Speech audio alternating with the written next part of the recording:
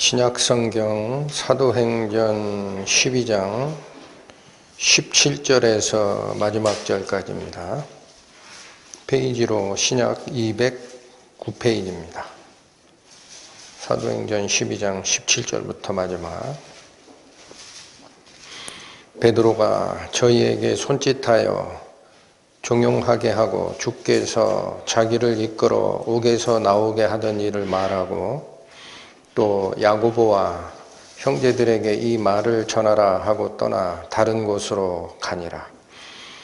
날이 새매 군사들은 베드로가 어떻게 되었는지 알지 못하여 적지 않게 소동하니 헤롯이 그를 찾아도 보지 못하매 파수꾼들을 신문하고 죽이라 명하니라. 헤롯이 유대를 떠나 가이사랴로 내려가서 거하니라. 헤롯이 두로와 시돈 사람들을 대단히 노여워하나 저희 지방이 왕국에서 나는 양식을 쓰는 고로 일심으로 그에게 나와 왕의 침소 맡은 신하 블라스도를 친하여 화목하기를 청한지라. 헤롯이 나를 택하여 왕복을 입고 위에 앉아 백성을 효유한데 백성들이 크게 부르되 이것은 신의 소리요 사람의 소리는 아니라 하거늘 헤롯이 영광을 하나님께로 돌리지 아니한 고로 주의 사자가 곧 친히 충이 먹어 죽으니라. 하나님의 말씀은 흥왕하여 더하더라. 바나바와 사울이 부조의 일을 마치고 마가라 하는 요한을 데리고 예루살렘에서 돌아오니라. 기도하시겠습니다. 하나님 아버지, 오늘은 저희가 하나님의 영광이 무엇인지, 왜 저희는 자기 자신을 내세우면 안 되고 하나님의 영광 안에서만 거하여야 하는지를 배우고자 합니다. 저희의 마음들을 낮춰주시고 살아계신 하나님의 말씀을 그 마음에 심기우셔서 뜻을 받고 저희 생각을 바꾸고 또한 항상 하나님의 영광만을 찬송하는 성도로서 남은 생 살아가는 자 될 수 있도록 인도하여 주시기를 간구합니다. 예수님의 이름으로 기도 올립니다. 아멘. 지난주에 살폈던 베드로의 사도행전이라는 무대로부터의 퇴장이 이루어지고 나서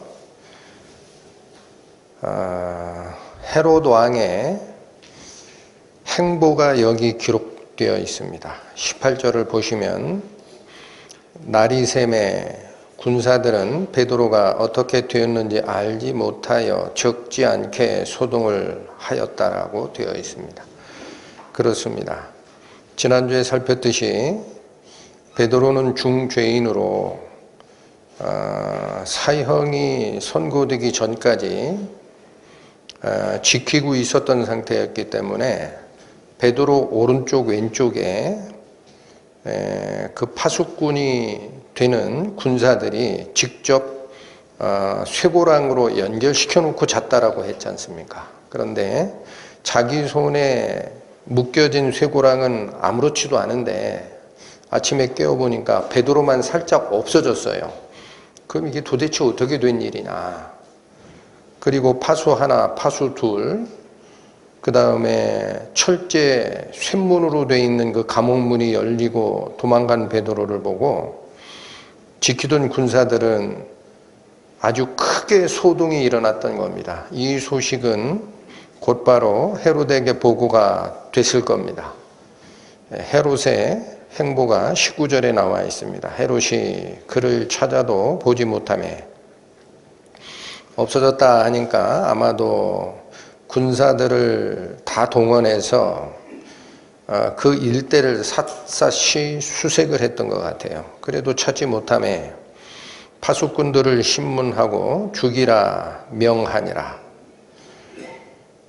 헤롯이 유대를 떠나 가이사랴로 내려가서 거하니라. 19절에 보면 헤롯의 행보가 두 가지로 요약이 가능합니다. 첫 번째 행보는 베드로를 찾지 못하니까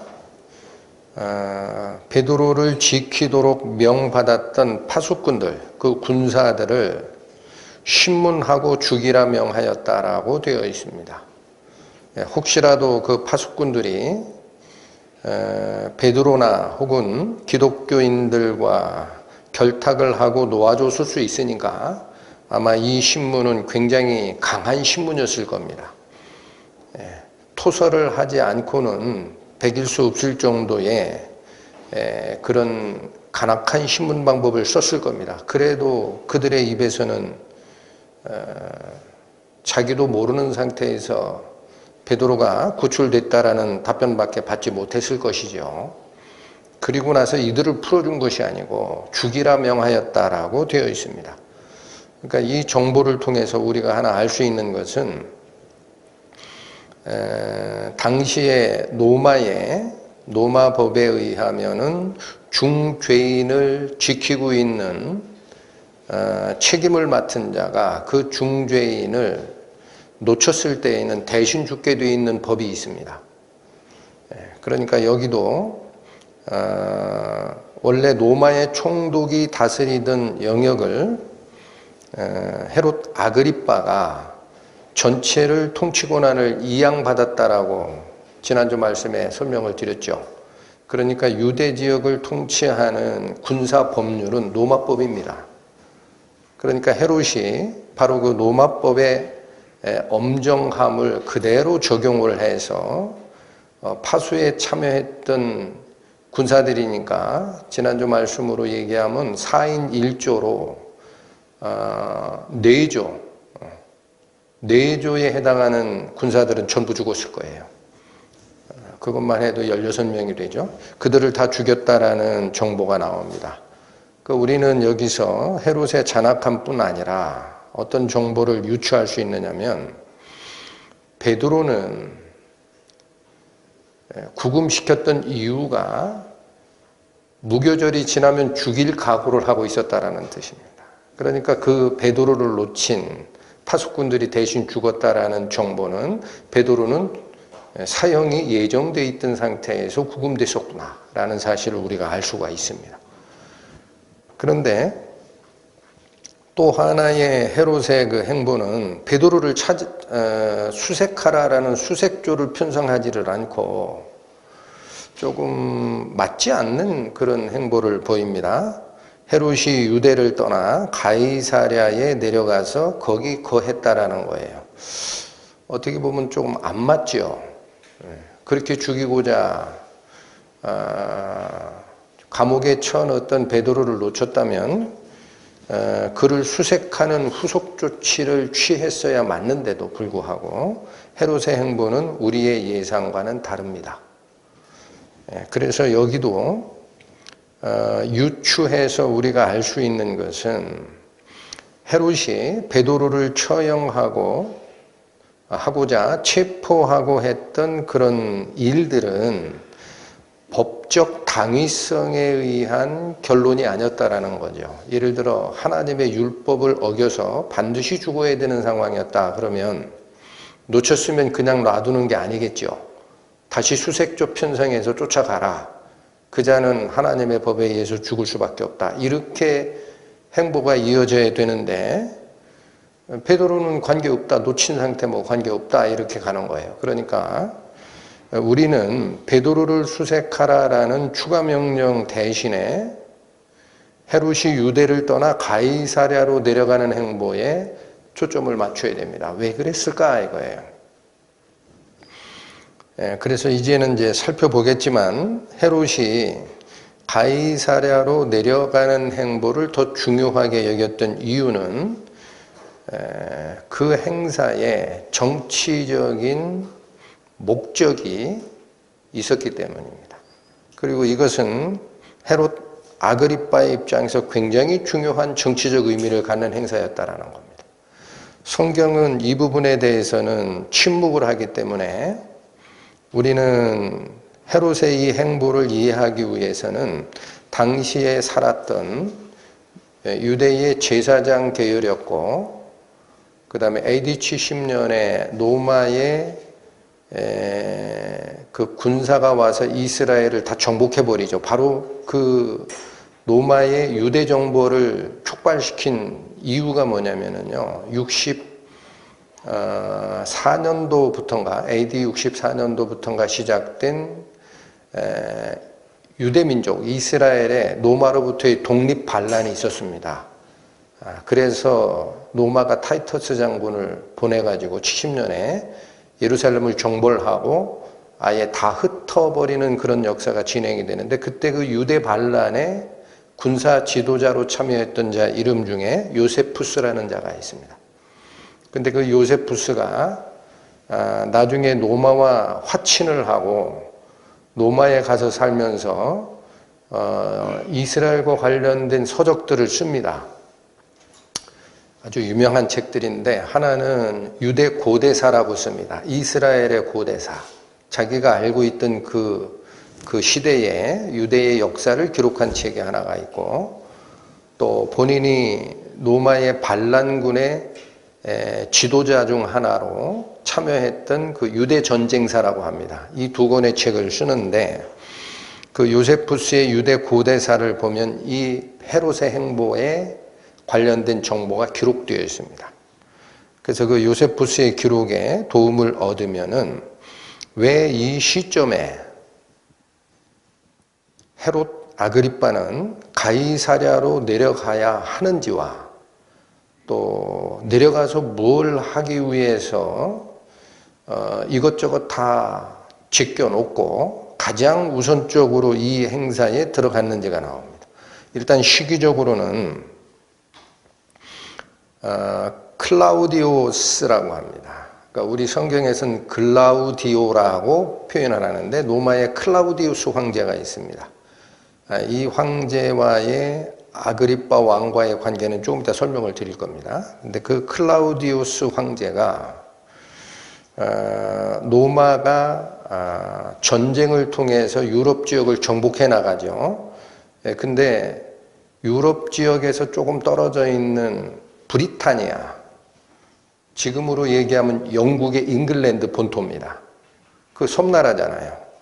거기를 정복하기 위해 클라우디우스의 명에 의해서 5만 병력인가의 그 로마군이 가가지고 전쟁에서 이깁니다. 그래서 이 클라우디우스가 브리타니아라는 영국의 정복 전쟁에서 승전한 때가 지금 이 사건이 일어나는 바로 그때입니다. 그래서 클라우디오 황제의 전승을 기념하는, 지금으로 얘기하면 올림픽입니다. 운동 경기가 가이사랴에서 예정이 돼 있었던 때입니다. 그러니까 거기로 가야 되는 거예요. 그러면 아니 왜 로마 황제 클라우디우스의 전승 기념 운동 경기, 축하 경기에 헤롯 아그리빠는 만사 제쳐놓고 내려갔느냐라는 거죠. 그래서 이것은 제가 아는 대로 설명을 드리면, 지난주 말씀에서 제가 PPT 자료로 일부러 만들어서 띄워드렸던 헤롯 왕의 가계도 혹시 기억하십니까? 제 말씀 전할 때 그런 자료를 정리해서 드리는 이유는 필요하니까 그런 거예요. 그래서 그게 아직 머릿속에 없는 분들은 지난주 설교에 그 자료를 다시 보시면서 한번 되새김해 주시는 것도 좋습니다. 그래서 그 헤롯 왕가의 가계도를 잠깐 보여드린 적이 있는데, 헤롯 대왕이라는 이자는 유대인이 아니었다라 그랬습니다. 에소족 속이에요.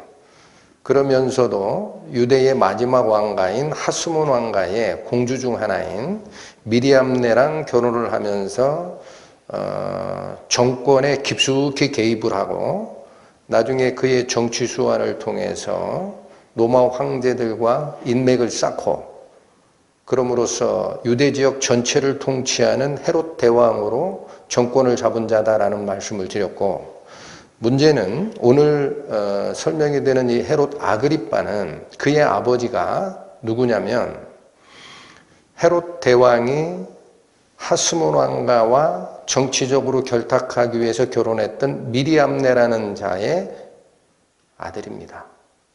누가? 오늘 말씀드리는 헤롯 아그리빠의 아버지가. 그러니까 헤롯 대왕이 있고요.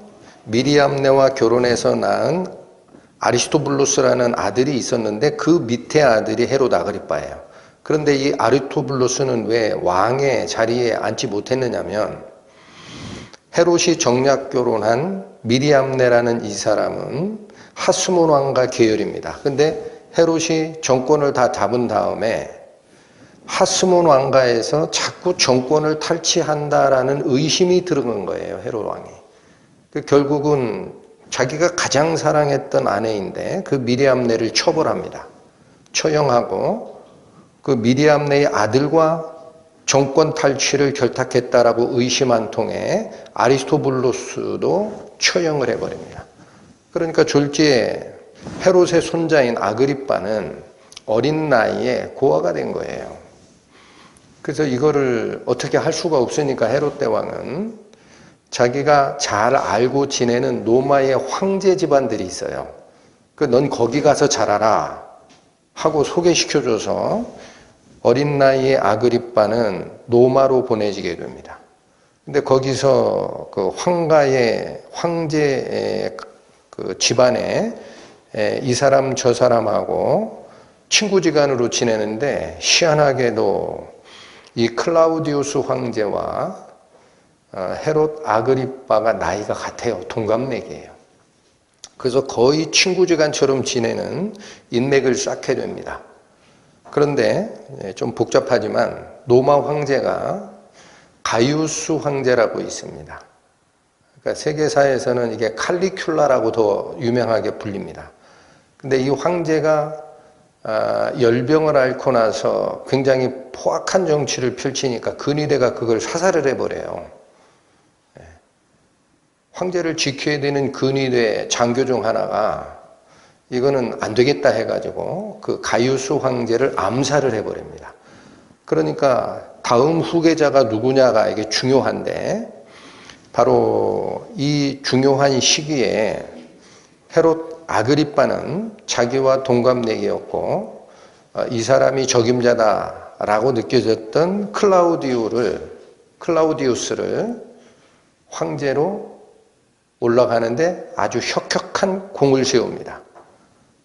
그래서 이 클라우디우스 황제는 어려서 그 소아마비를 앓았다라고 해요. 그래서 다리를 항상 절었고 외견상으로는 황제로서의 품위가 없던 자입니다. 그러니까 이 클라우디우스 황제가 그 다음 황제 자리에 올라간다고 할 때 원로원이 반대를 하는 거예요. 우리는 그런 사람 모실 수 없다 이거야. 아예 이참에 황제 폐위하고 공화정으로 가자. 그래서 클라우디우스 황제를 추정하는 시위대장은 이 클라우디우스 황제를 다 옹호를 했어요. 근데 원로원 쪽은 로마의 그 방위 병력들을 다스리는 그 시민군이 이 원로원을 지지하는 이런 급박한 상황이 됐는데, 바로 이때 이 헤롯 아그리빠가 친분과 정치적 수완을 동원해 가지고 원로원에서 일부를 설득해서 빼오기도 하고, 그리고 그 로마 시 방위군에 해당하는 이 사람들에게도 영향력을 행사해서 너희들 어차피 그러다가 반역죄로 죽으니까 원로원을 지지하지 마라 해서 그 사람들이 결국은 클라우디우스 황제를 지지하는 쪽으로 군사력이 하나로 뭉칩니다. 그리고 나서 클라우디우스 황제의 황제 즉위는 아주 탄탄하게 이루어진 거예요. 그러니까 클라우디우스 황제 입장에서는 헤롯 아그리빠가 얼마나 이뻐요. 과거에 어렸을 때 같이 자란 친구이기도 하고 자기 황제 자리를 승계하는데 혁혁한 공을 세운 이 헤롯 아그리빠를 그래서 유대 지역의 통합 왕으로 세우게 되는 거예요. 역사가 좀 복잡해 보이지만 이해하시겠습니까? 그러니까 이 클라우디우스 황제를 로마 황제에 세우게 하는데 굉장히 혁혁한 공을 세웠던 이 헤롯 아그리빠가 유대 지역을 통째로 통치할 수 있는 권한을 황제로부터 부여받은 거죠. 상호간에. 그리고 났더니 이 클라우디우스 황제의 브리타니아 전승 기념 올림픽이죠. 운동 경기에 이 아그리빠가 정치적으로 얼마나 중요한 위치입니까? 거기 가가지고 당연히 해야지. 그래서 내려갔다라는 거예요. 그러면 왜 하필이면 장소는 가이사랴로 갔느냐? 이 가이사랴라는 이 도시는 누구에 의해서 건설이 된 도시냐면은 헤롯 아그리빠의 할아버지인 헤롯 대왕이 그 항구 도시를 현대식으로 12년인가의 공사기간을 거쳐서 만들어낸 도시입니다. 그래서 이 가이사랴는 여러분 전에도 설명을 드렸습니다. 가이사랴라는 도시 이름이 뭘 얘기한다라고 했죠? 가이사, 케사르라는 황제 이름에 어떤 지역을 얘기할 때 영어로 에어리어라고 합니다. 에어리어, 어느 지역. 그래서 그 두 개를 합치면 카이사레아라고 읽힙니다. 우리 개역한글, 우리 한글 성경엔 가이사랴라고 되어 있지만 영어적 발음은 카이사리아예요. 카이사리아. 그래서 바로 그 황제의 이름을 붙이도록 허가하는 도시에는 그 가이사랴라는 그 도시에는 반드시 뭐가 있어야 되느냐? 황제를 숭배하는 황제 숭배 신전이 있어야 됩니다. 로마의 황제가 허락하는 조건이에요. 또 하나는 로마가 그렇게 중요하게 여겼던 전차 경기장, 운동 경기장들이 있어야 됩니다. 이런 것을 다 자기 할아버지 헤롯 대왕 시절에 그 가이사랴를 다 만들었거든요. 그리고 여러분들이 너무나 잘 알지만 백부장 고넬료가 바로 이 가이사랴에 묵었죠. 왜 그래요? 거기가 군사도시이기 때문에 그렇습니다. 여차하면 로마로부터 지원병이 배로 운송이 돼서 이 항구 도시가 굉장히 확장되어 있으니까 직접 운송하면 되는 거예요. 그래서 거기에 로마의 식민지 지배군인 이탈리아 군대가 와 있고 경기장도 거기 있고 거기에 뭐도 있고 황제를 추종하는 가이사 숭배 신전도 거기 있습니다. 그래서 이 역사에 의하면 헤롯 대왕은 가이사랴를 군사도시 황제를 숭배하는 시설을 갖춘 도시로 지으면서 바로 옆에 자기의 별궁까지 짓습니다. 여름 한철 해변에서 살자 이거죠. 그러니까 이 손자격인 헤롯 아그리빠는 우리 그 19절에 있는 대로 헤롯이 유대를 떠나 가이사랴에 내려가 거하니라라고 돼 있죠. 이 얘기는 거기 며칠 묵었다라는 거예요. 그 왜 이게 최적의 장소냐면 가이사를 숭배하는 신전도 있고 또 로마에서 파견된 군사들이 거기에 있고 이게 전승기념 행사니까 또 거기에 로마 운동 경기를 할 수 있는 경기장도 있을 뿐만 아니라 그 행사를 미리 준비하려면 본인이 묵어야 하는 장소가 있는데 있단 말이에요. 헤롯이 지은 헤롯의 별궁이 있습니다. 아마 지금도 이스라엘에 그 여행을 가다 보면 그 가이사랴라는 지역에 헤롯의 궁궐이었던 그 건물에 기둥터가 아직 남아 있습니다. 그러니까 거길로 내려갔다라는 얘기입니다. 여러분 상황이 좀 정리가 되십니까? 그리고 나서 20절로 갑니다. 헤롯이 두로와 시돈 사람들을 대단히 노여워하나 저희 지방이 왕국에서 나는 양식을 쓰는 거로 일심으로 그에게 나와 왕의 침소 맡은 신하 블라스도를 친하여 화목하기를 청한지라.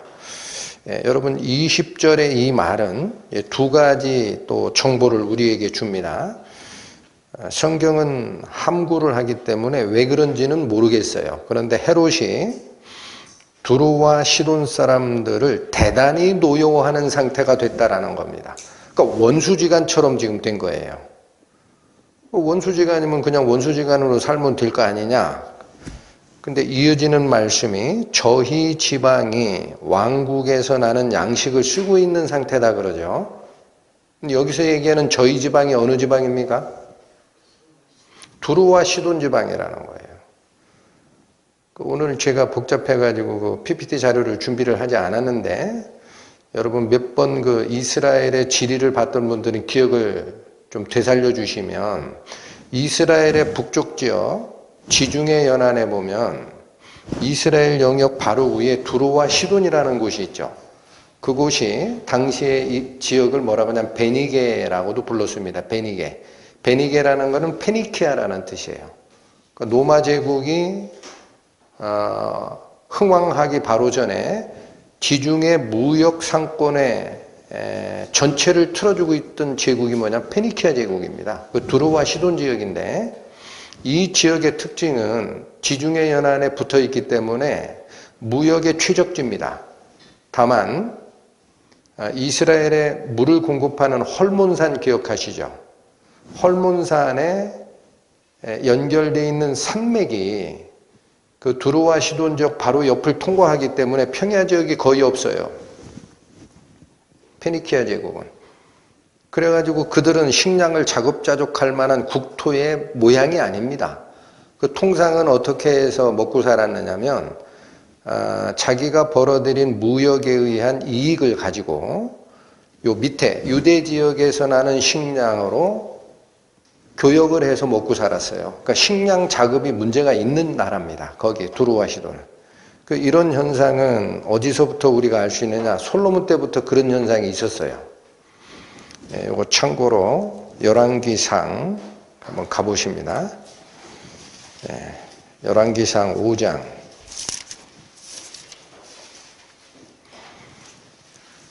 구약 페이지로 518페이지 열왕기상 5장 8절과 9절의 말씀.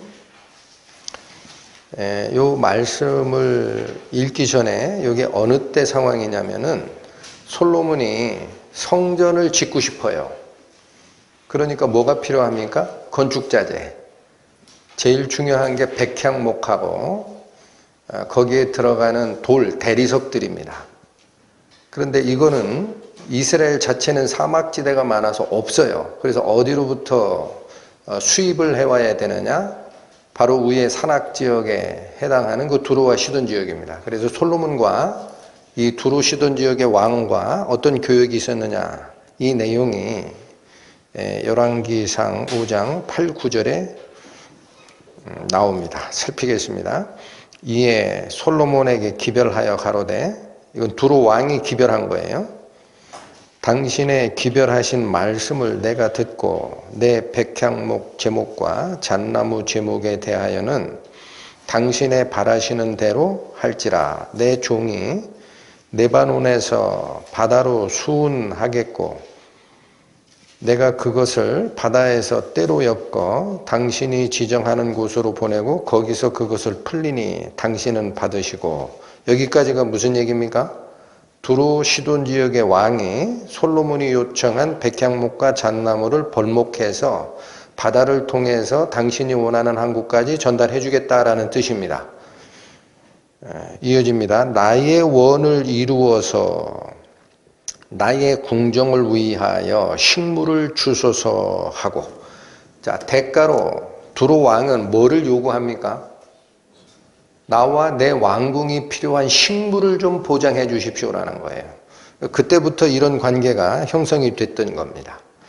오늘 본문으로 다시 돌아오시면 사도행전 12장 20절 헤롯이 두로와 시돈 사람들을 대단히 노여워하나 저희 지방이 왕국에서 나는 양식을 쓰는 상태였다라는 겁니다. 그러면 여러분, 헤롯 아그리빠는 두로와 시돈하고 무역 안 해도 특별히 문제가 없어요. 근데 두로와 시돈 지역은 헤롯 아그리빠와 원수지간으로 살면은 식량 문제가 심각하니까 이거는 치명적이죠. 아마 장기적으로는 다른 쪽으로 식량 공급원을 다변화시킬 기회가 있을지 모르겠지만 단기적으로는 지금 식량 공급을 끊어버리면 문제가 금방 커집니다. 그러니까 그들은 어떤 행보를 이어나가느냐면 일심으로 그에게 나와왔습니다. 그러니까 두루 시돈 지역에 있는 백성들이 합심을 해서 나왔어요. 이거는 우리 치명적인 일이다. 이 문제는 꼭 해결을 해야 된다. 일심으로 그에게 나와 말을 건네려고 하는데 말을 들어줄까요? 안 들어줄까요? 여러분. 왕이여 화를 푸소서 하고 얘기하면 들어줄까요? 안 들어줄까요? 여기 분위기상으로는 헤롯이 두루와 시돈 사람들을 대단히 노여워한다라고 되어 있습니다. 그의 그 괄괄한 성격에 그 얘기 듣겠습니까? 저리 가라. 그러겠죠. 그러니까 우회 전략을 쓴 것이 뭐냐면 왕의 침소 맡은 신하 블라스도를 먼저 자기 편으로 만든 거예요. 그래서 예나 지금이나 마찬가지입니다. 우리도 조선왕조실록 이런 걸 보게 되면은 권력은 별로 크지는 않지만 왕이 가장 신경 쓰는 때가 언제냐? 잠잘 때입니다. 그때가 굉장히 취약하죠. 그래서 자기 잠잘 때 책임지고 자기 목숨을 맡길 자를 누구로 삼느냐? 왕의 숙소 관리 경비대장으로 삼아요. 그건 최측근의 측근을 삼게 되어 있습니다. 그러니까 지금 여기 왕의 침소 맡은 신하 블라스도가 바로 그 위치에 있는 자죠. 그러니까 이 두루시돈 사람들이 얼마나 급했으면 이 일은 반드시 이루어내야 한다. 우리 먹고 살 문제 해결하려면. 그래서 가장 측근에 있는 자 중에 측근에 있는 자를 물색해봐라 했더니 누구를 꼽은 거죠? 왕의 숙소경비대장인 블라스도 말은 헤롯 아그리빠가 꼭 듣더라라는 얘기가 어딘가 들어갔겠어요. 그러니까 맨 첫 번째로 한 것은 블라스도를 친하여라고 되는데 아마 이게 선물도 갖다 주고 뇌물도 갖다 주고 우리 말 좀 들어라 해가지고 자기 편을 만든 거죠. 그리고 나서 블라스도를 통하여 헤롯 아그리빠 왕에게 우리 화목하자라는 얘기를 넣은 겁니다. 어려운 일은 이렇게 우회적으로 가는 것이 맞아요. 한 번에 안 되면 두 번에, 직접 안 되면 우회 전략으로. 그래서 그 상황이 20절에 나와 있는 상황이죠. 자, 거기다가 그러면 왜 이 두루와 시돈 사람들은 헤롯이 가이사랴로 내려갔을 때 이 일을 실행하느냐면 장소적으로도 딱 최적입니다. 왜 최적입니까? 가이사랴가 어디쯤에 있는 항구죠? 이스라엘의 지중해 해변의 위쪽입니다. 그러니까 거기서 얼마만 올라가면 두루와 시돈이 있죠? 그러니까 이 사람들이 헤롯 아그리빠를 예방하러 예루살렘까지 오는 것은 문제가 커요. 그러나 뭐 해변 길을 이용해서 바로 밑에까지 내려오는 것이 쉽죠. 장소적으로도 가이사랴가 굉장히 가깝기도 하고 또한 기회가 생각을 해 주십시오. 헤롯 아그리빠가 어려서 동갑내기 친구로 자라던 그 클라우디오 황제가 영국 정벌 전쟁에서 승리한 기념을 행사하는데 누가 온다고 하더라? 헤롯 아그리빠가 가이사랴로 온다 하더라. 그러니까 그의 마음이 얼마나 좋겠어요. 헤롯 아그리빠도. 그러니까 이때다라는 거예요. 헤롯 아그리빠의 마음을 녹일 수 있는 절호의 기회가 바로 이곳이다.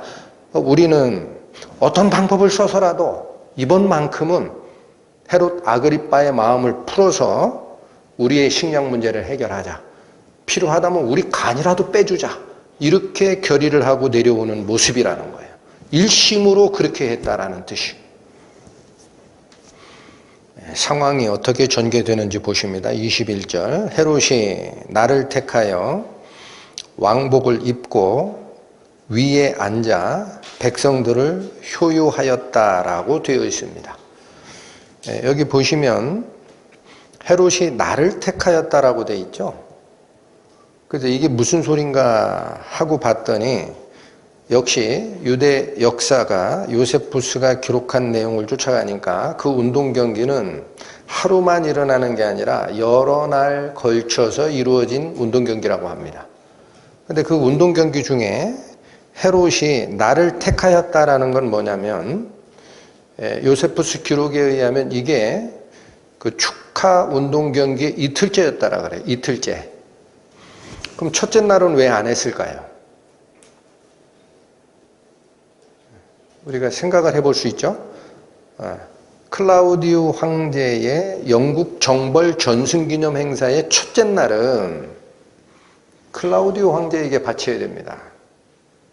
여러분 그 뒤에 일어나는 행태를 가만히 보십시오. 헤롯은 미리 계획한 거예요, 이게. 둘째 날에 어느 옷을 입고 오느냐. 여기 그냥 왕복을 입고 오라고 돼 있는데 요세푸스 기록에 의하면은 은실로 짜여진 옷을 입었다라는 거예요. 그래서 그가 요 효유한대라는 것은 연설했다라는 뜻입니다. 연설을 하는 이 시기가 아침 해가 떠오를 때였다라는 거예요. 그래서 그 태양빛을 받아 자기가 입고 있는 그 은실로 짠 그 왕복이 휘황찬란하게 빛나는 모습이 나옵니다. 이게 다 계획한 거예요. 나를 택하였다라는 것은 그냥 대충 한 게 아닙니다. 그러니까 이 헤롯 아그리빠가 나를 택할 때 첫째 날을 택하면 그건 문제가 커집니다. 왜 그래요? 헤롯 아그리빠가 자기의 영광을 드러내고자 하는 이 계획을 실행하는 것을 첫째 날 했다면 로마 황제 클라우디우스의 영광을 축하하는 자리에 자기를 비슷하게 갖다 올리는 게 돼요. 그러면 로마 황제가 좋아하겠습니까? 소문 다 들어갑니다. 순식간에. 그러니까 첫날 클라우디오 황제의 전승기념은 온전하게 클라우디오 황제를 위해서 바치고 나서 끝냈습니다, 이제. 그러고 나서 두 번째 날 연설 과정에는 나의 영광을 취하겠다라는 계획하에 움직인 겁니다. 여러분 21절 다시 보시죠. 헤롯이 나를 택하여 왕복을 입고 위에 앉았다라는 것은 그 연설대 위에 올라갔다라는 거예요. 연설대 위에 올라가 백성들에게 일장 연설을 합니다.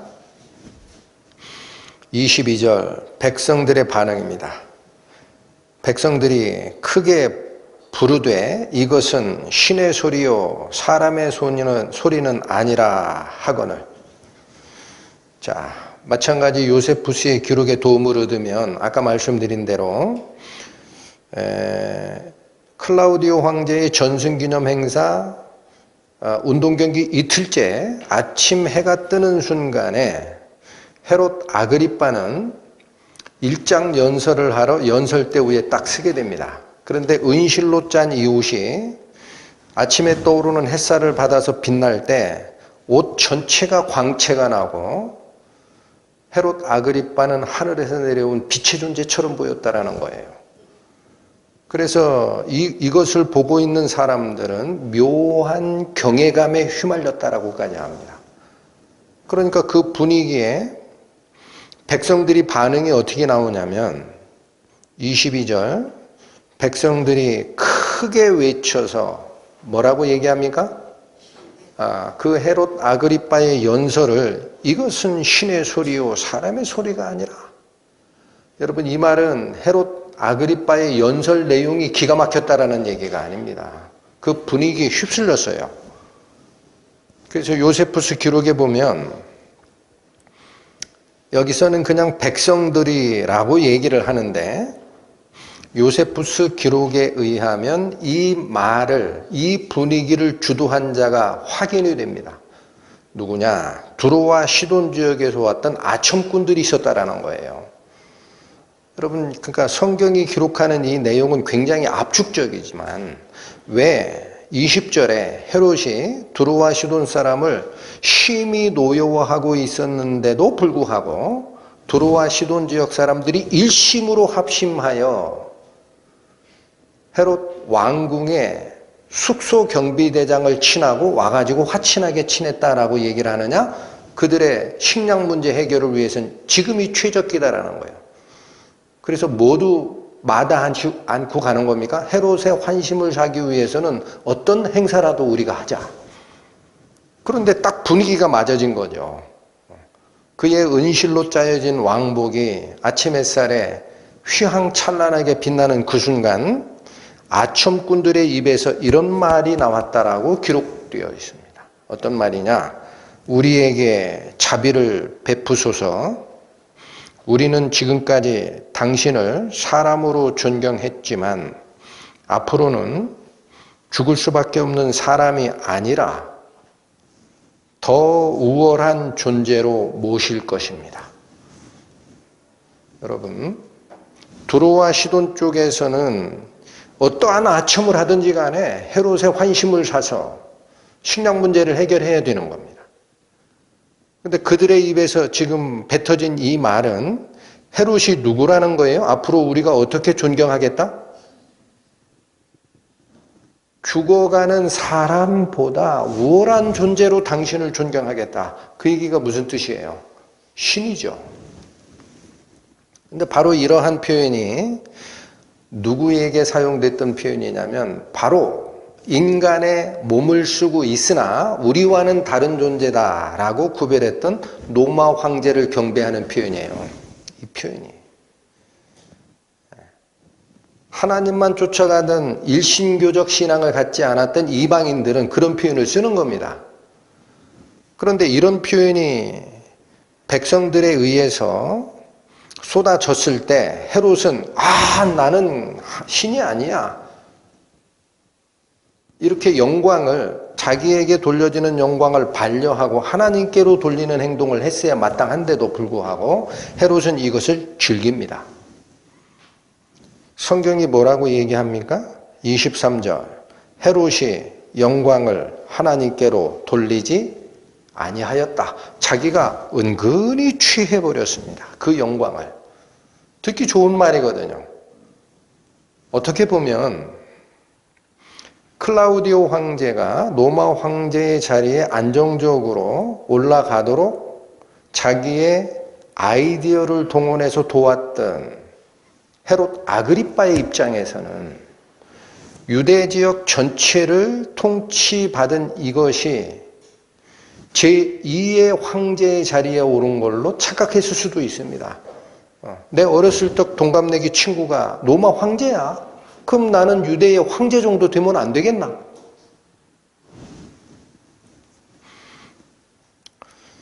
여러분, 사람의 마음 속에는요, 항상 칭찬받고 싶은 마음이 있습니다. 그리고 그것이 마음속에 이렇게 잠잠하게 잠겨 있다가도 어떤 기회가 되면 그 마음이 싹이 나요. 은근히 즐기는 거예요. 그래서 성경은 이것을 경계합니다. 에스겔서 7장 갑니다. 구약성경 1158페이지 에스겔서 7장 보십니다. 9절에서 11절까지의 말씀.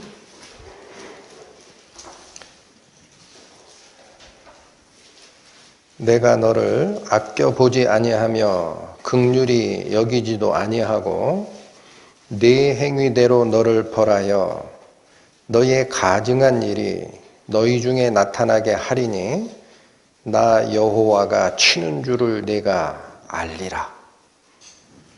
10절 볼지어다 그날이로다 볼지어다 임박하도다 정한 재앙이 이르렀으니 몽둥이가 꽃피고 교만이 싹났도다. 여러분, 9절이 얘기하는 것은요, 하나님께서 더 이상은 눈뜨고 못 보겠다. 내가 너를 징치하겠다라는 것을 내가 알 것이다 그랬어요. 9절의 마지막 보세요. 나 여호와가 치는 줄을 내가 알리라. 그렇죠. 하나님의 징치함이 어느 때 임하느냐가 10절입니다. 볼지어다 그날이로다. 하나님의 징벌이 임하는 날입니다. 볼지어다 임박하도다. 언제냐? 정한 재앙이 이르르는 그날은 바로 몽둥이가 꽃피고 교만이 싹 트는 날이라는 거예요. 이게 무슨 소리일까? 11절 보시죠. 포악이 일어나서 죄악의 몽둥이가 되었은즉. 여러분, 여기 단서가 나옵니다. 이런 표현이 뭘 가리키는지 이제 알 것 같아요. 포악이 일어나서 죄악의 몽둥이가 되었다라고 하죠. 그러면 이런 얘기입니다. 죄를 짓는 행동이 포악한 형태로 나타난 것을 10절에 몽둥이가 꽃이 폈다라는 얘기를 하는 거예요. 몽둥이가 죽어있는 나무입니다. 가만히 있으면 몽둥이가 행함을 합니까?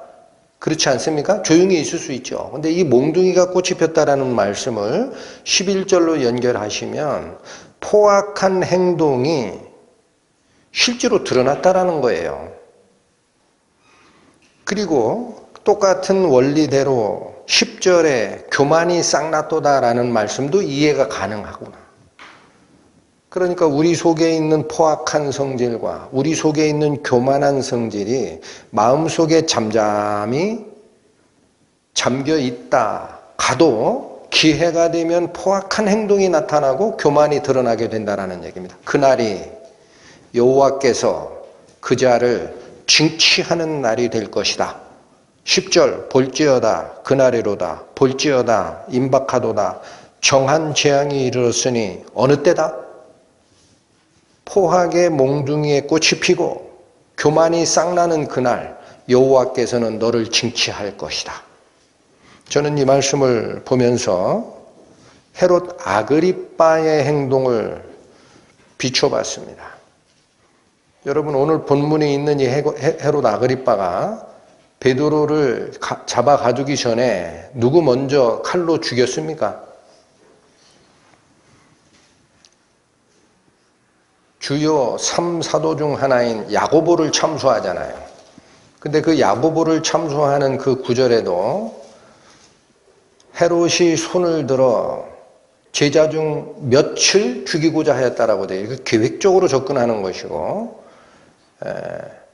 행동대장 야고보를 처형하면은 유대 지역 전체의 통치권을 받은 헤롯 아그리빠 입장에서는 가장 중요한 것이 민심 안정이에요. 그렇지 않으면 또 뺏겨요. 로마 황제가 이 정치 못한다. 자꾸 반란만 일어나더라 그러면 헤롯 아그리빠, 야, 일부 분봉각만 넌 다스려. 넌 유대 지역 전체는 다스릴 능력이 부족하구나. 다시 로마 총독을 거기에 보낼 거야. 이렇게 되면 안 되니까. 그래서 제일 문제가 되는 것은 재정일치 사회인 유대에서는 종교적 갈등 문제입니다. 그러니까 종교적 유대교의 지도자들이 가장 눈에 가시같이 여겼던 기독교도 그 중에서 행동파 대장 야고보 내가 참수해가지고 니네들 마음을 위로해 줄게 시작했는데 종교 지도자들만 좋아하는 게 아니고 지난주 말씀에 상고를 했죠. 누구도 여기에서 기뻐했어요?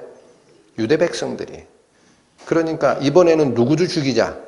사도의 대장 베드로도 죽이자 해서 감금했던 이자입니다. 그 포악이 왜 나왔느냐라는 거예요. 그 포악이. 예? 아그리빠의 그 포악한 성질이 왜 나왔습니까? 자기의 정치적 입지를 공고히 하기 위해서 나온 거 아니겠습니까? 그리고 나서 이제는 어디로 간 거예요? 자기의 교만, 로마의 황제와 같은 대우를 받아야 되겠다. 보고 자란 게 그것이니까. 정권을 유지하기 위해서는 자기 아내도 죽이고 자기 아들도 죽였던 할아버지 헤롯 대왕의 행적을 보고 자란 자니까 똑같이 하는 거예요. 그러니까 이게 포악하고 죄를 짓는 것인지 구분이 없이 자기 정권을 위해서 야고보 참수하고 베드로도 죽이려고 했던 그의 포악한 행동이 드디어 나타났다라는 거예요. 그리고 이제 가이사랴로 내려가 황제와 같은 숭배를 받겠다라는 이 마음이 뭐냐? 그거를 딱 채워준 게 두로와 시돈의 아청꾼들이죠. 그 마음이 교만의 싹이 난 겁니다. 그러니까 하나님의 사자, 주의 사자가 헤롯을 치게 되는 거예요. 사람 안에 내재되어 있는 인정받고 싶은 마음, 그것이 커지면 경배받는 마음입니다. 이런 마음들은 잠재되어 있다가 무엇에 의해서 튕겨져 나올까 이 생각을 했습니다. 그 다른 사람이 슬쩍 거기다 불을 지피는 게 아첨입니다. 아첨. 당신은 다른 사람하고 달라. 이런 말. 그 불씨에 의해서 불이 붙기 시작하면 당사자는 그 불에 타 죽게 돼 있어요. 그게 교만이 싹 나는 겁니다. 여러분, 오늘 본문에 나와 있는 이 헤롯 아그리빠는 이방인이 아님을 기억하셔야 됩니다. 유대인입니다. 그것도 왕입니다. 그러면 그는 유대적 율법에 따라 교육받은 자입니다. 여러분, 그걸 꼭 기억하셔야 됩니다.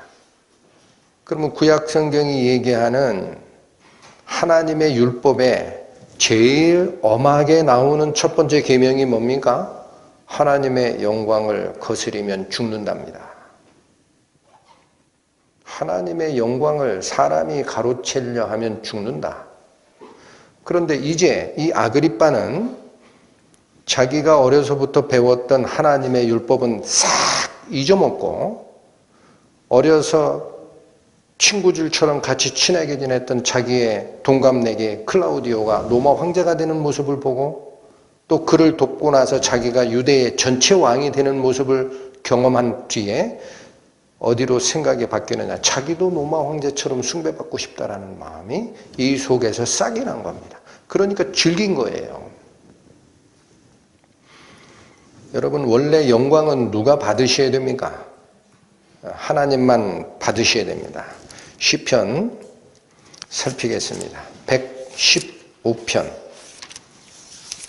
페이지로 구약 886페이지입니다.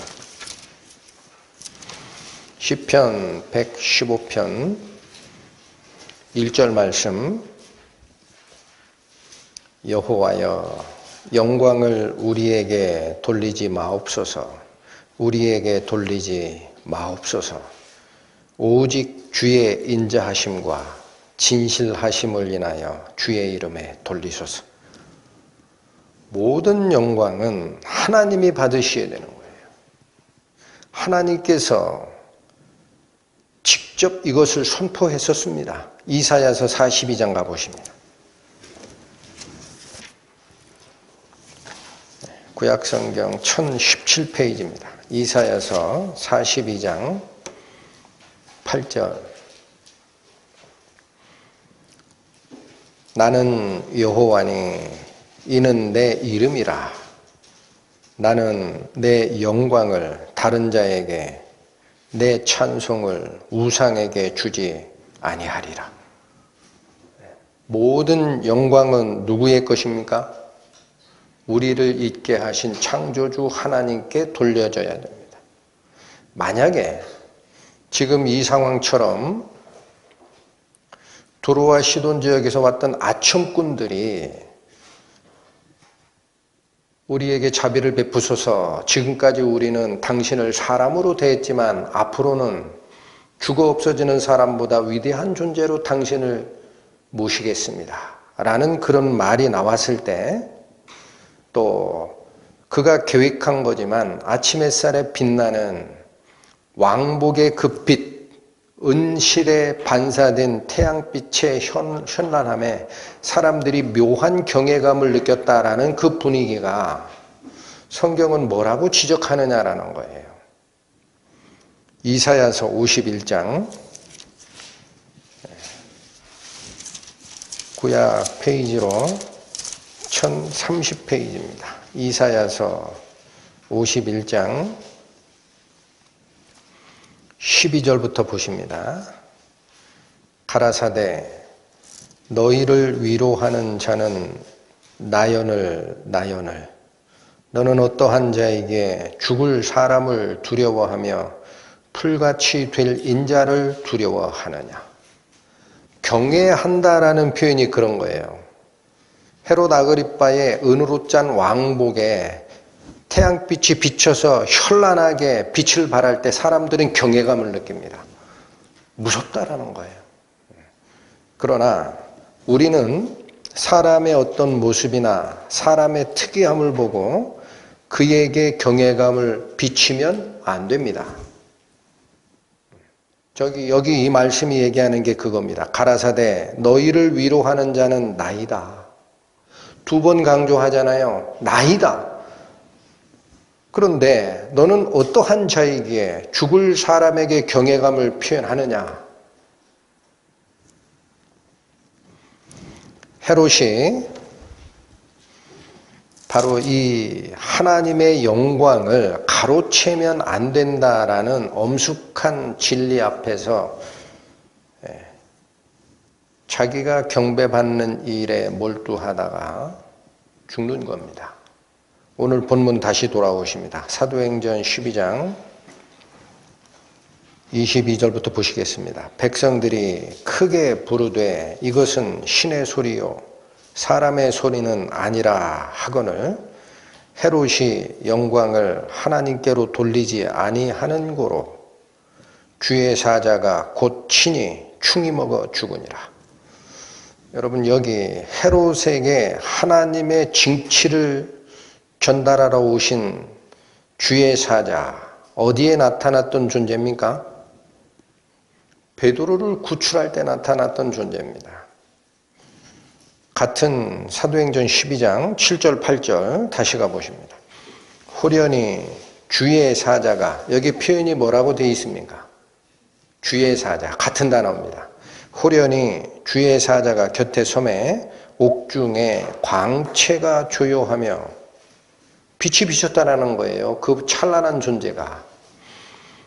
또 베드로의 옆구리를 쳐 깨워 가로되 급히 일어나라 하니 쇠사슬이 그 손에서 벗어지더라. 천사가 가로되 띠를 띠고 신을 들매라 하거늘 베드로가 그대로 하니 천사가 또 가로되 겉옷을 입고 따라오라 한대. 바로 이 존재 베드로를 헤롯 아그리빠의 살해 계획으로부터 탈출시켰던 그 주의 사자가 이번에 누구를 징치하는 겁니까? 헤롯 아그리빠 본인을 징치하는 거예요. 주의 사자가 곧 친히 충이 먹어 죽으니라. 성경이 아주 간단하게 기록한 이 상황도 우리는 요세푸스의 기록을 통해서 도움을 얻을 수가 있습니다. 당시 상황이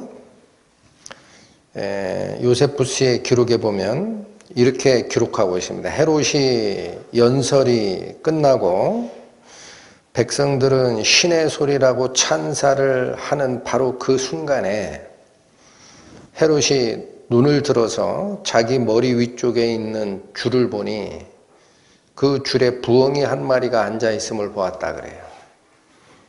그런데 그 부엉이를 보고 나서 헤롯은 불길한 예감에 휩싸이면서 복통을 느꼈다라는 겁니다.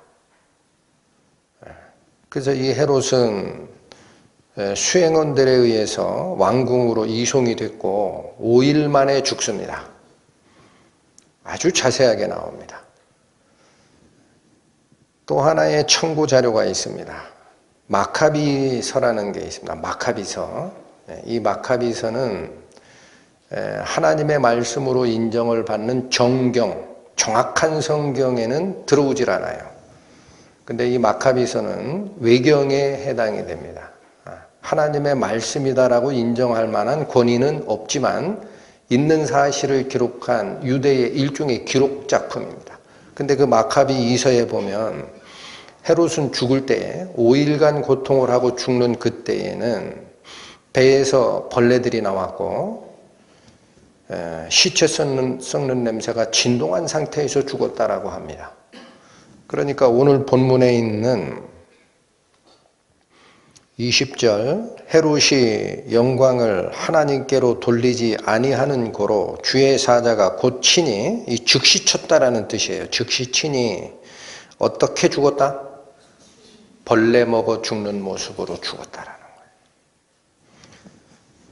여러분, 그 성경에 벌레 먹어 죽는 이 모습은 많이 나오는 장면이 아닙니다.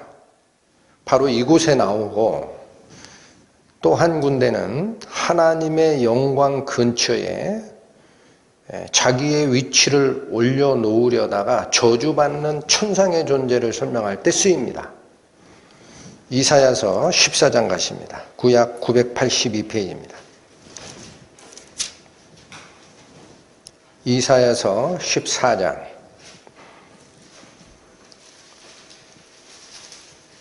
11절에서 15절까지 살피도록 합니다.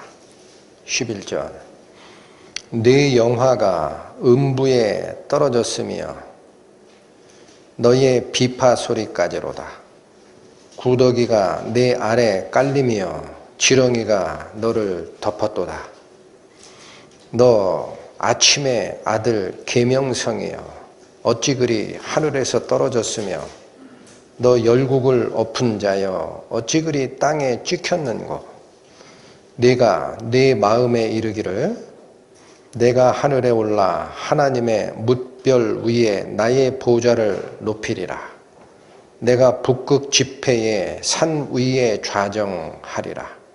가장 높은 구름에 올라 지극히 높은 자와 비기리라 하도다. 그러나 이제 네가 음부 곧 구덩이의 맨 밑에 빠치우리로다. 여러분, 이 문장은 빛나던 어떤 존재, 계명성이라고 지칭되는 이 영적 존재가 자기의 영광을 하나님의 영광 비슷한 위치에 올리겠다라는 교만한 마음을 먹고 하나님으로부터 저주를 받아 그가 위치했던 가장 고귀했던 하늘의 위치에서 가장 낮은 지옥으로 떨어지는 저주의 장면입니다.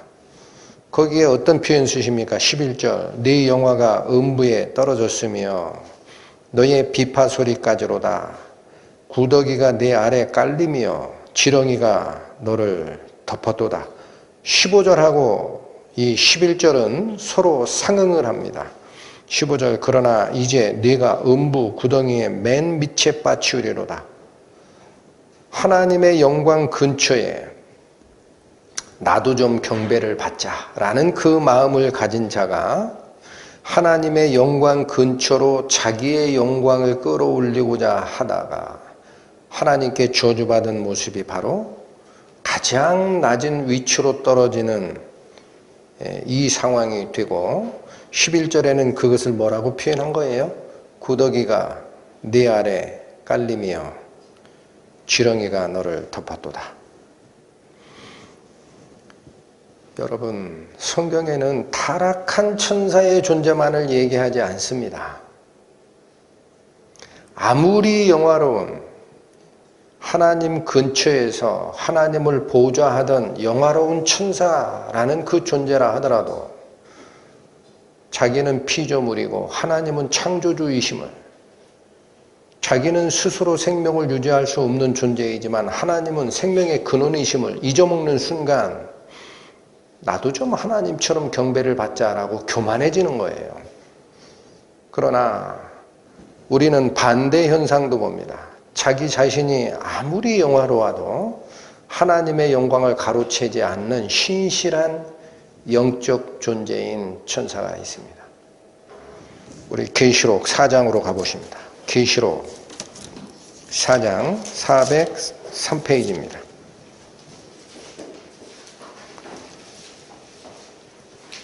요한계시록 4장 2절에서 4절을 봅니다. 내가 곧 성령에 감동하였더니 보라, 하늘에 보좌를 베풀었고 그 보좌 위에 앉으신 이가 있는데 앉으신 이의 모양이 벽옥과 홍보석 같고 또 무지개가 있어 보좌에 둘렸는데 그 모양이 녹보석 같더라. 또 보좌에 둘려 24 보좌들이 있고 그 보좌들 위에 24 장로들이 흰옷을 입고 머리에 금 면류관을 쓰고 앉았더라. 여러분, 계시록 2절 4장의 2절 3절에 하늘에 보좌가 베풀어져 있고 그 보좌 위에 앉으신 자가 있다라는 얘기를 하죠.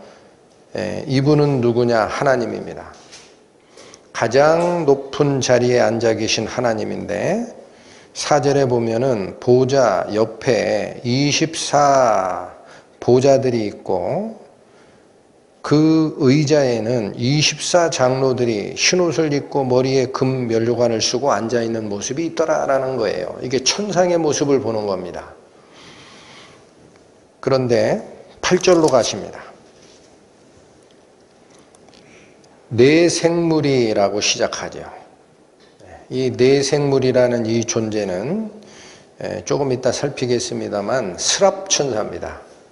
하나님의 최측근에서 하나님을 보좌하는 최고의 영화로운 천사 스랍천사입니다. 8절 네 생물이 각각 6 날개가 있고 그 안과 주위에 눈이 가득하더라. 그들이 밤낮 쉬지 않고 이르기를 거룩하다 거룩하다 거룩하다 주 하나님 곧 전능하신 이여 전에도 계셨고 이제도 계시고 장차 오실 자라 하고 누구를 찬양하는 겁니까? 성삼위 하나님을 찬양하는 모습입니다. 거룩하다라는 말을 3번을 하지요. 이거를 신학자들은 3번의 거룩하다라는 노래 해서 삼성송이라고 합니다. 석삼자, 거룩할 성자, 노래송자. 이 존재가 이러한 하나님이 거룩하다라는 삼성송을 외쳤을 때 여러분 24장로들의 반응이 나옵니다. 9절 보시겠습니다. 그 생물들이 영광과 존귀와 감사를 보좌에 앉으사 세세토록 사시는 이에게 돌릴 때에 어느 때인지 아시겠죠? 삼성송을 부르며 거룩한 자는 하나님뿐이요 라는 찬양을 돌릴 때에 10절 24장로들이 보좌에 앉으신 이 앞에 엎드려 세세토록 사시는 이에게 경배하고 자기의 면류관을 보좌 앞에 던지며 가로되 우리 주 하나님이여 영광과 존귀와 능력을 받으시는 것이 합당하오니 누가 받으시는 게 합당하다? 우리 주 하나님이 받으시는 게 합당하니 주께서 만물을 지으신지라 만물이 주의 뜻대로 있었고 또 지으심을 받았나이다 하더라. 여러분 하늘보다 가장 높은 위치에 전에도 있고 지금 계시고 앞으로 올 자 영원히 사실 분 우리 주 하나님의 보좌가 베풀어 있고 그 주위에 24개의 의자가 쫙 배설이 되어 있는데 그 의자에 앉은 24인의 영적 어른들이 흰옷을 입고 머리에 금 면류관을 쓰고 있었어요. 하나님께서 주셨으니까. 그런데 이 상황이 바뀝니다. 어떻게 바뀝니까? 바로 하나님을 최측근에서 모시는 계시록에는 네 생물이라고 표현이 되지만 조금 이따 살필 겁니다. 구약 성경에서는 하나님을 가장 근처에서 모시는 최고의 천사 스랍천사입니다. 스랍천사의 일은 하나밖에 나오질 않습니다. 성경을 아무리 뒤져도. 그들은 하나님을 최측근에서 모시면서 삼성송을 부르는 하나님을 경배하는 일에 자기의 일생을 바치는 천사들이에요. 그 네 생물이 삼성송을 부르면서 주 하나님 곧 전능하신 이여 전에도 계시고 이제도 계시고 장차 오실 자라 그 생물들이 영광과 존귀와 감사를 보좌에 앉으사 세세토록 사신 이에게 돌리는 그 순간 흰옷을 입고 머리에 금면류관을 쓰고 있던 영적 세계의 24어른, 24장로들마저도 자기 머리에 있는 금면류관을 벗었습니다. 누구에게 내밉니까? 보좌에 앉으신 우리 하나님께 금면류관을 내어드리면서 영광과 찬사를 받으실 분은 우리 주 하나님밖에 마땅한 자가 없습니다. 여러분 이사야서 14장에 아침의 아들 계명성이라는 그 천사의 존재는 자기의 영광을 높이기 위해서 하나님의 영광 근처까지 자기 자리를 올리겠다라고 하다가 하나님으로부터 저주를 받아 가장 높이 올라 있던 내가 가장 낮은 지옥에 떨어질 거야 라는 저주를 받는 모습을 보셨죠. 영의 세계에 있는 모든 자가 그렇게 교만하다면 하나님을 찬양하는 일은 없어졌을 겁니다. 다행히도 계시록의 마지막 모습은 하나님을 가장 근처에서 모시는 최고의 영화로운 천사들은 그 자리를 떠나지 않아요. 그들이 들려내는 삼성송의 찬양에 오히려 누가 감동을 받습니까? 하나님 보좌 옆에 24개의 자리에 앉아있던 영적 세계의 장로들마저도 자기에게 허락된 금면류관을 벗어서 하나님 앞에 바치면서 이 영광을 받을 자는 하나님밖에 마땅한 자가 없습니다. 이것이 하나님의 영광을 제대로 보고 쫓아가는 경배자의 참 모습이다라는 거예요. 네 생물이 어떤 존재인지 구약 성경을 통해 다시 확인 들어갑니다. 이사야서 6장 973페이지입니다.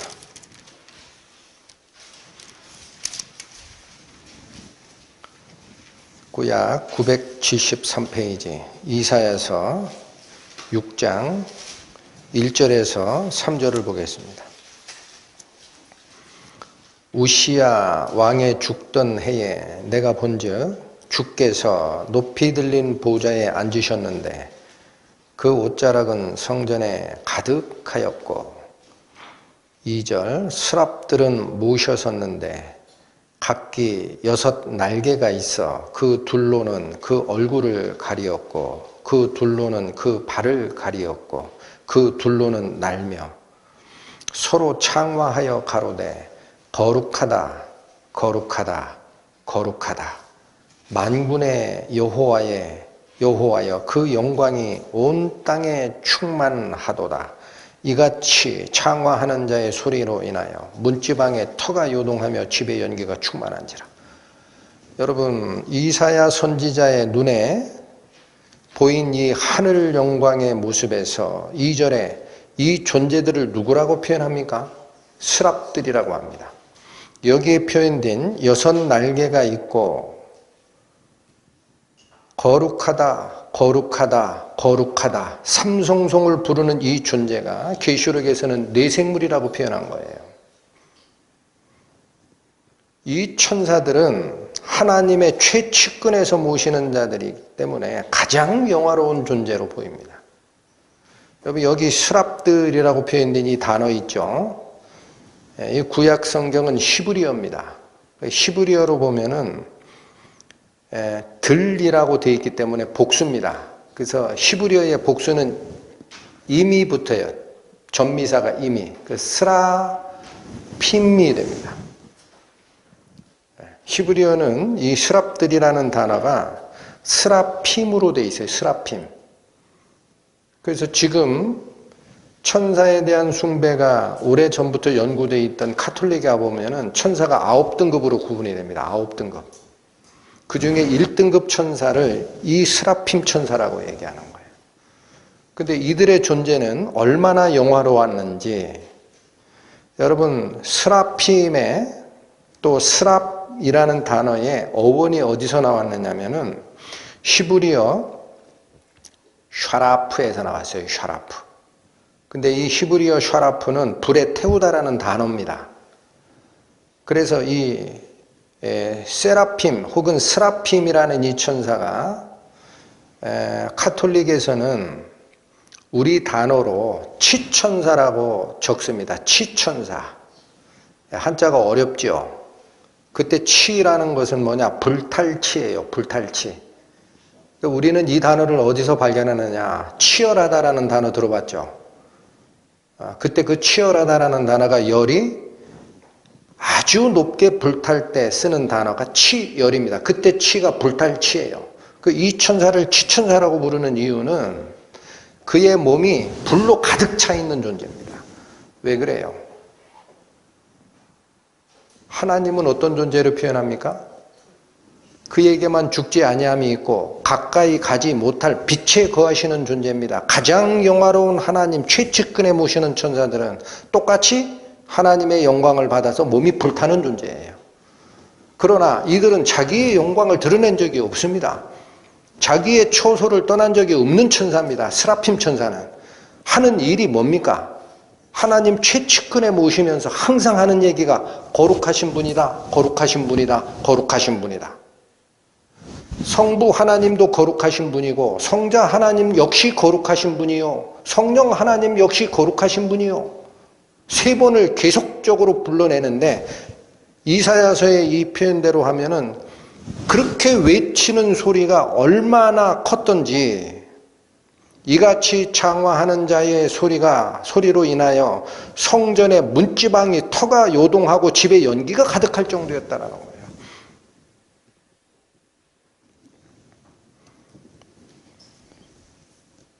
영의 세계에서만 하나님의 영광을 탈취하고자 하는 교만의 영과 자기가 아무리 거룩한 빛을 발하는 존재이다 하더라도 하나님만이 거룩한 분이요라고 삼성송을 외치는 이 존재로 나눠지는 게 아닙니다.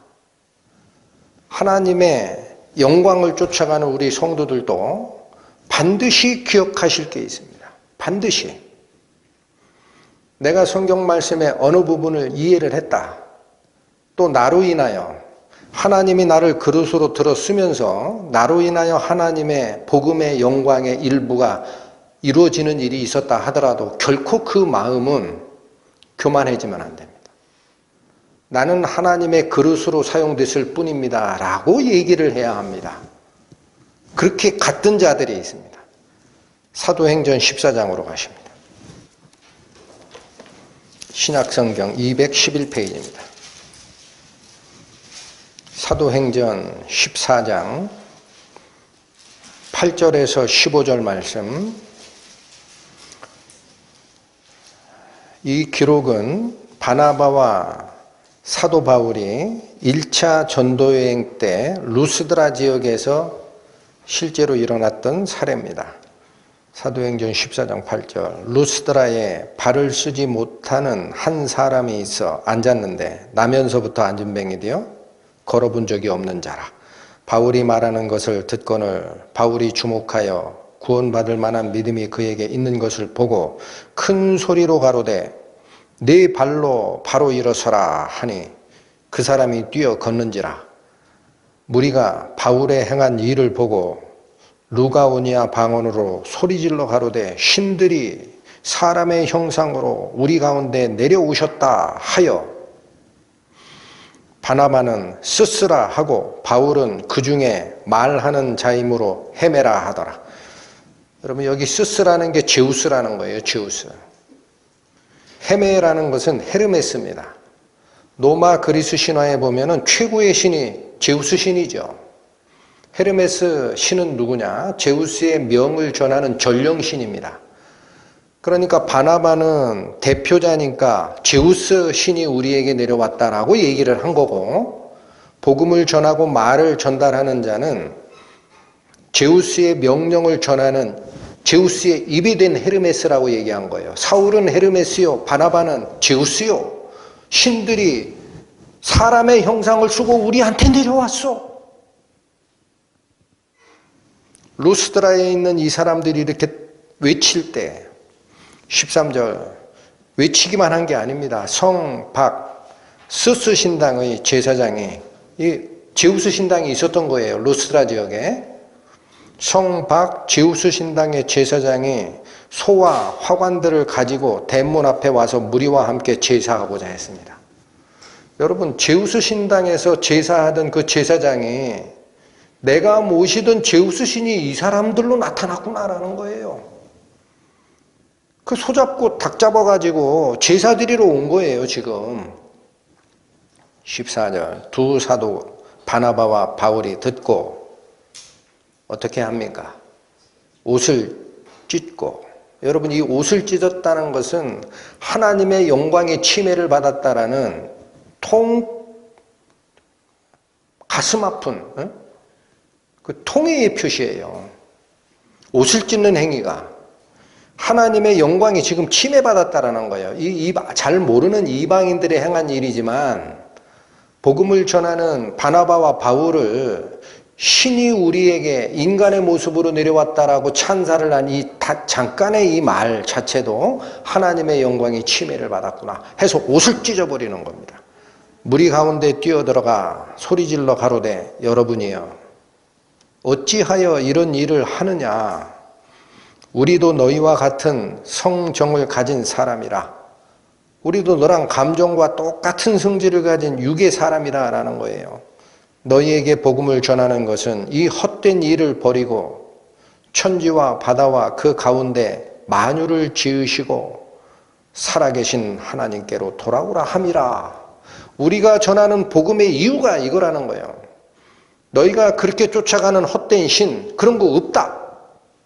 이 세상은 천지를 지으신 오직 한 분 하나님만 살아계시는 분이니까 그 잡신들 숭배하던 그 길에서 떠나 유일하시고 살아계신 창조주 하나님께로 돌아오라고 복음을 전하는 일이 우리가 하는 일이야. 왜 우리를 하나님처럼 숭배하려고 그러니? 진정 복음을 쫓는 자들이 있습니다. 진정 하나님의 영광을 쫓는 자들이 있습니다.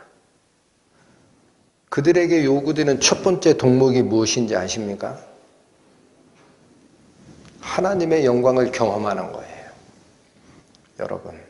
여러분들의 신앙 노선에서도 하나님의 영광을 직접 경험하는 일이 있기를 축원합니다.